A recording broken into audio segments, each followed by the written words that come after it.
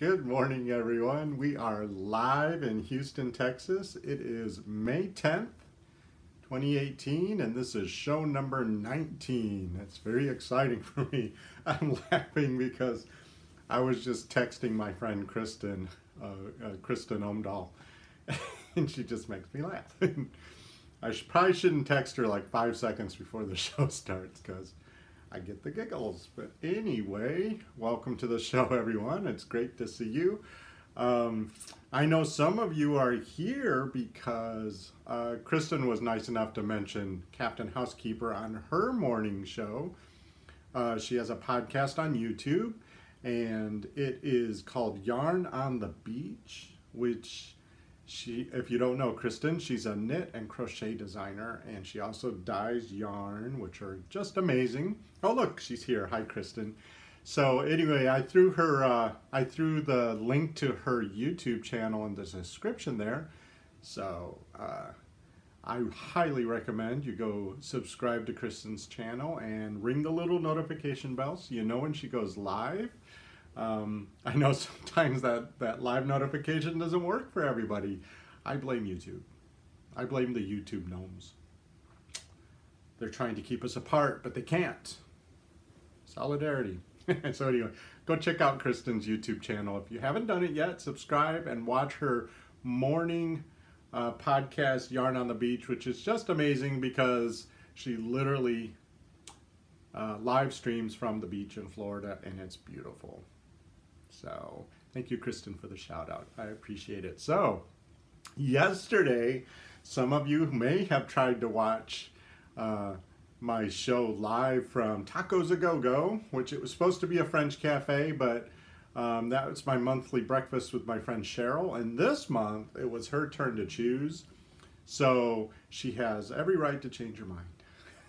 There's so many good places in Houston. So she chose Tacos A Go-Go, a place that neither of us had been to. It's a taco place that started as a taco truck in Austin, Texas, which is, weird to begin with, but everything's so amazing in Austin. And now they have several locations of restaurants. And it's really like you're eating street tacos, which are, if you've had them, the best tacos there are. So that was fun. But, if you happen to try to watch and the quality of the stream wasn't quite what it could have been, so I apologize for that. However, what I found from experience is the magicians at YouTube have a way of cleaning up videos, but it takes about a week. So I'll remind y'all next week to go back and watch that interview again, because they'll probably be all cleaned up by then. And because it was fun to talk, you remember I was going to talk to Cheryl about her personal journey into minimalism, which is a scary concept for me because I can't live with just one plate, one shirt. I can't imagine unless I had to. I can't do it on purpose. So what she's discovering in her personal journey is that that's not what minimalism necessarily means. So I'm excited to learn more. Yesterday on that interview, we talked about containers, which is an interesting concept. And what she talked about is how, we live with all these containers, and our home is the biggest container we have. So next week I'll remind you to check that out. She has some really amazing ideas about all this, and I think we could all learn from her and let her do the hard work. Let her be the pioneer for us.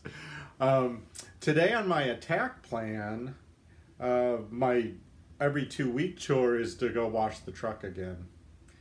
But this time it's not as filthy, so I think it'll come out better than it did last time. I was supposed to come home and hand wash it, but best laid plans, You do what you can, and that's good enough. Just move on. So it looks like Tom's here, or you're Elise, I know. Tom and Lisa. Sarah May's here. Hi, Sarah May. DJ's here. So good to see all of you here. There's 10 people here. Hi, 10 people watching live. If you're watching this later on, not live, remember if you just hit that subscribe button and ring the notification bell, you'll be notified when we go live in the future, and I'd love to see you live. Also, you can leave comments and questions if you're not watching live. I'd love to hear from you. I promise I read all of them. Oh, look, the woolen hook is here. That's Cheryl. of Tacos A Go-Go fame. Cheryl has an amazing knack of choosing the most delicious restaurants in Houston to get together at. So thank you, Cheryl. You should start another blog about all the food in Houston. I think that would be wonderful. I know I would subscribe. Supposed to be on a diet. So anyway, I also have to do the laundry because it's Thursday. And last week I started the laundry on Thursday and it lasted through Sunday because I didn't realize how far behind I had gotten. So I did get caught up by the end of Sunday. If you follow me on Instagram, after the show I like to take Instagram story photos to kind of follow me throughout the rest of the day. And you probably saw that I did a lot of laundry all weekend long, and it almost got done. The thing that didn't quite get done are the towels. I always leave them for last because they seem, I don't know, less important than underwear. I don't know. It's arbitrary. Oh, what I did do yesterday, I'm so excited, as I picked my first tomatoes from the garden. I have one here. I don't know if you'll be able to see how, ooh, I grew that. I grew that baby. I'm so excited. Get in my belly. It's so beautiful. But if you're growing tomatoes, I know you're probably a little bit further behind because Houston's season starts so early. And I know all y'all had such a late, except for those of you in Florida, had such a late spring. So, but a few tips about tomatoes that since you're growing them yourselves, you have the pleasure of letting them vine ripen. But here are a few tips that I know about tomatoes I'll share with you. When you do harvest the tomatoes, you want to leave, see how I left a stem there? If you pick the tomato off the vine, there's a good chance the area around where you pulled it off will get mildewy before you eat it. And it can start to rot the tomato. And you want to, so if you leave the stem this far, you eliminate the chance of that happening. Also, you don't have to wait until they're red to get vine ripened tomatoes. Like you can see this one's still a bit yellow. You actually can pick them as soon as they start turning orange, yellowish orange. What you're looking for is, in order for the tomatoes to ripen, the seeds have to be mature on the inside. And you know they're mature once it starts to turn a little bit yellow. You can actually pick that right away as soon as it starts turning yellow, and it'll be just as delicious as if it were bright red when you picked it. What you'll have to do though is just put them in a bowl, put them near your bananas or your apples so that the gases will help them to ripen. But if you leave that stem and those leaves on them, there's enough gases coming off those to ripen them also. Don't put them in the window in the sun. That's a myth. I learned that from my mama. She was like, don't put them in the refrigerator because they won't ripen in the refrigerator either. But if you put them, like I have them in this bowl here. See, this is actually a cat food bowl. It's clean. I just put them so they're close together, but there's still air. They're going to ripen on their own, and I'm ready to eat this one today. So I have to get some mozzarella cheese, and I have some basil in the garden already growing, and I'm gonna make me a caprese salad for dinner. I'm very excited about that. I'm gonna have to go to the store again. It's never ending. I'm so glad they're not that far away. Hey, Deborah's here. Hi, Deborah. That's my sister. Full disclosure, Deborah is my sister. So say hi to Deborah, my sister. I'm so glad you're here, Deborah. It's good to see you. Deborah texted me yesterday because she came across our mother's sewing basket. So I think, based on the results of that text message conversation, they're going to send me Mama's sewing basket, which I remember playing in when I was a kid, and I'd love to put my sewing stuff in it, so that'll be nice. Okay, so well, speaking of grocery shopping, remember I checked out Kroger's Click List shopping program. I think it was Tuesday, yeah, because yesterday we were out at Tacos A Go-Go. But Tuesday before the show, I did all the ordering. It's where you go online and you order your groceries, and you choose a time when you're going to pick them up. You pull in, and you pick up the groceries, and you don't have to go in the store. I've never tried this. I know it's really popular, but I wanted to test it out.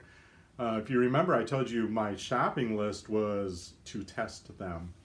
So what I did is I bought bakery items and also like canned goods and heavy kitty litter to see if they were going to squish anything. You know, how are they going to take care of them? I ordered Klondike bars. It was a good excuse to get ice cream. I wanted to see if they melted. Did they keep it frozen? Did I get somebody else's order because they had to keep stuff separate all day? And I also ordered some produce with special instructions. Like I wanted the avocados to be ready to eat that day, and I wanted my bananas a little green, etc., etc. So it was a test. It was still all stuff that I would normally buy myself. So that way I could check to see, is this really a good service to use? First thing I discovered when I ordered is at Kroger, at least, the first 3 times there's no service fee. So it was free to do this. It was just the price of the groceries, of course.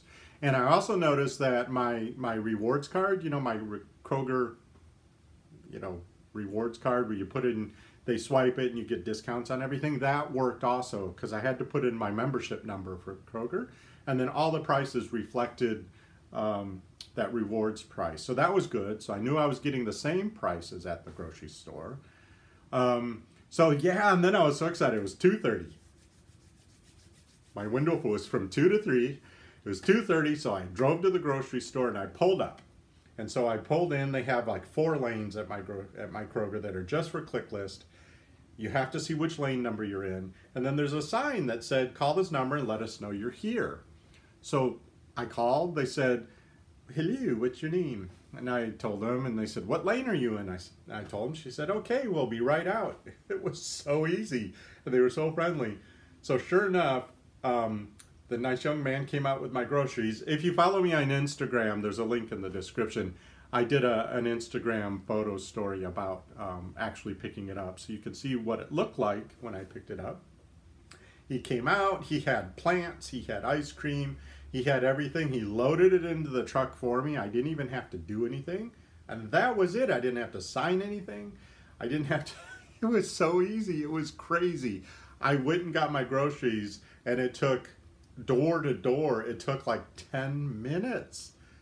And I wasn't stressed or you know, grumbling to myself about the people I had to fight with in the grocery store. Not fight, but you know, like navigate around. And you know, I have a problem at the grocery store that people, I know you're in your own little world. I know people have things on their plate and they have 27 children they have to go pick up at school and everything, but don't put your cart in the middle of the aisle and then reach for something here, reach for something there simultaneously, and I can't get past. It drives me nuts. I think that's a pet peeve I need to try to get over. Maybe this click list will help me. So anyway, on the click list, you know, like I said, the produce was exactly how I asked for it. Nothing was squished. The Klondike bars were perfectly frozen. I love Klondike bars. Just ice cream in general, but yeah. I was so excited because I don't really allow myself to have that in the house. So it was like, ooh, I better get donuts and Klondike bars. It's for science. It was for this test. So bottom line is I think it's an excellent program. I know other stores like Walmart or H-E-B or Albertsons, I know a lot of the stores have adopted this program, you know, a similar version. So I'm assuming they're all pretty much the same. It was free this time. It'll be free 2 more times. But what I did is I looked on the receipt.